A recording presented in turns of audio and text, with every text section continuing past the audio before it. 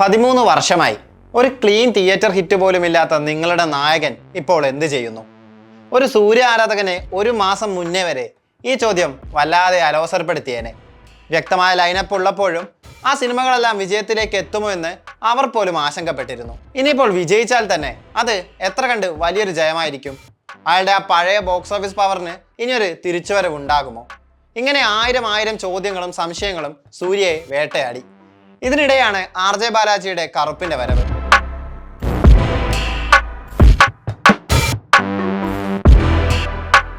സാമ്പത്തിക പ്രശ്നങ്ങളിൽ കുരുങ്ങി പറഞ്ഞ ദിവസം തിയേറ്ററുകളിൽ എത്താനാകാതെ സിനിമ തൊട്ടടുത്ത ദിവസം പ്രദർശനത്തിനെത്തി. ചെന്നൈ രോഹിണി തിയേറ്ററിൽ കറുപ്പിന്റെ ആദ്യ ഷോയിൽ പ്രേക്ഷകരുടെ കൂട്ടത്തിൽ സംവിധായകൻ ബാലാജിയും ഉണ്ടായിരുന്നു. സിനിമ കഴിഞ്ഞ ശേഷം ഫുള്ളി പാക്ഡ് ആയ തിയേറ്ററിൽ ഫാൻസിനൊപ്പം കൈകൾ ഉയർത്തി ആർത്ത് വിളിച്ച് അയാൾ ആഘോഷിക്കുന്ന വീഡിയോ നിമിഷങ്ങൾക്കകം സകല സോഷ്യൽ മീഡിയ പ്ലാറ്റ്ഫോമുകളിലും നിറഞ്ഞു. ഓരോ സൂര്യ ആരാധകനെയും തിയേറ്ററുകളിലേക്ക് എത്തിക്കാനും സന്തോഷിപ്പിക്കാനും ബാലാജിയുടെ ആ മൊമെന്റ് മതിയായിരുന്നു. പിന്നീട് ഇങ്ങോട്ട് കണ്ടത് കറുപ്പുസ്വാമിയുടെ സൂര്യയുടെ കംപ്ലീറ്റ് ഡൊമിനേഷൻ. വർഷങ്ങൾക്കിപ്പുറം അയാൾക്കൊരു തിയേറ്റർ ഹിറ്റ് കിട്ടിയിരിക്കുന്നു. തുപ്പാക്കിയിലൂടെ വിജയ്ക്കും വിക്രത്തിലൂടെ കമൽഹാസനും കിട്ടിയതുപോലെ കറുപ്പിലൂടെ ഗ്രാൻഡ് കംബാക്ക് നടത്തുന്ന നടിപ്പിൻ നായകൻ സൂര്യ.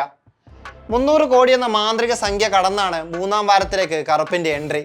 സൂര്യയുടെ കരിയറിലെ എക്കാലത്തെയും മികച്ച കളക്ഷൻ നേടുന്ന സിനിമ. കരിയറിലെ ആദ്യ 300 കോടി.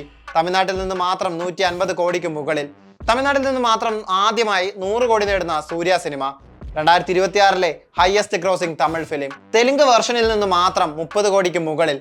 കടന്നു ചെല്ലുന്നതാകട്ടെ ഏറ്റവും കൂടുതൽ കളക്ഷനുള്ള 10 തമിഴ് സിനിമകളുടെ ലിസ്റ്റിലേക്ക്. അങ്ങനെ അടിച്ച അടിയിൽ സകല റെക്കോർഡുകളും സ്വന്തം പേരിലാക്കുകയാണ് അദ്ദേഹം.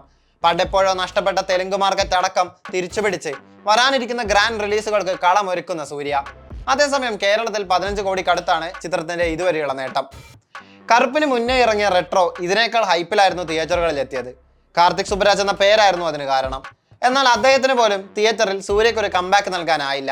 1000 കോടി തൊടുമെന്ന് പറഞ്ഞ കങ്കുവ, പാണ്ഡ്യരാജിന്റെ എതിർക്കും തുനിന്തവൻ, കാപ്പാൻ, NGK, സിംഗം 3 അങ്ങനെ ഹിറ്റ് നേടാനാകാതെ പോയ ഒരു ദശാബ്ദമായിരുന്നു കഴിഞ്ഞു പോയത്. അതിനിടയിൽ സൂര്യ റിപ്പോർട്ടറിലൂടെ ദേശീയ അവാർഡ് നേടി. ജയ്ഭീമും മികച്ച പ്രതികരണം നേടി. പക്ഷേ അവ രണ്ടും OTT റിലീസ് ആയതിനാൽ തിയേറ്ററിൽ ആഘോഷിക്കാൻ വകയുണ്ടായില്ല. കറുപ്പ് തന്ന കംബാക്കിന്റെ പിന്നിലായി വരാനിരിക്കുന്നത് അത്രയും പ്രതീക്ഷയുള്ള പ്രൊജക്റ്റുകളാണ്. ആഗസ്റ്റിലാണ് അടുത്ത സൂര്യ റിലീസ്. വെങ്കി അറ്റ്ലൂരിയുടെ വിശ്വനാഥ് ആൻഡ് സൺസ്. മമിത ബൈജു നായികയാത്തുന്ന സിനിമ ചർച്ച ചെയ്യുന്നത് 40-കാരനും 20-കാരിയും തമ്മിലുള്ള പ്രണയമാണ്. ജീതു മാധവന്റെ സംവിധാനത്തിലെത്തുന്ന സൂര്യ 47 അതിലേറെ കാത്തിരിപ്പിന് വക നൽകുന്നു. പോലീസ് വേഷത്തിൽ സൂര്യ വീണ്ടും എത്തുന്നു എന്നതാണ് അതിലെ ഏറ്റവും വലിയ പ്രത്യേകത. പാണ്ഡ്യരാജനൊപ്പമുള്ള സിനിമയും ഉണ്ടായേക്കുമെന്നാണ് റിപ്പോർട്ടുകൾ. വിജയ് സിനിമ വിട്ട് രാഷ്ട്രീയത്തിലേക്ക് ഇറങ്ങി തമിഴ്നാട് മുഖ്യമന്ത്രിയായി. അജിത്താകട്ടെ റേസിംഗിന് പ്രഥമ പരിഗണന നൽകുന്നു. തലയും ദളപതിയും വിട്ടുപോകുന്ന സിംഹാസനം പിടിക്കാൻ പലരും കാത്തിരിപ്പുണ്ട്.